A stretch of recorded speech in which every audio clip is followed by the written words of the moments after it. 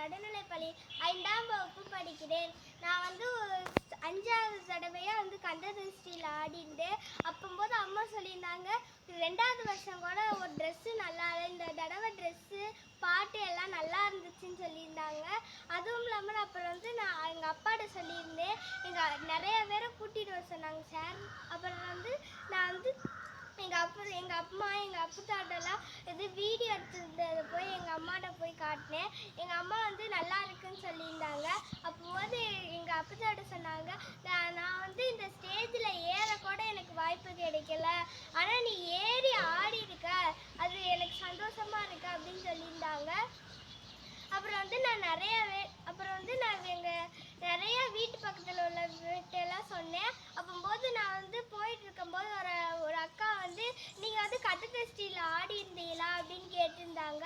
அப்போது ஆமான்னு சொல்லியிருந்தேன். அப்போது கேட்டாங்க, நீங்கள் சேர்மன் மாணிக்க வாசன் ஸ்கூல்லேருந்து ஆடி இருந்தீங்க அப்படின்னு கேட்டாங்க. அப்போது ஆமான்னு சொன்னேன். அப்போது அவங்க கேட்டாங்க, அந்த ஸ்கூல் அந்த ஸ்கூல் வந்து தினமும் வருஷம் எப்போவும் கந்தசஷ்டிக்கு வந்து எல்லாரும் பிள்ளையெல்லாம் ஆடுவாங்க அப்படின்னு சொல்லியிருந்தாங்க. அதுக்கு ஆமான்னு சொல்லியிருந்தேன். அப்புறம் வந்து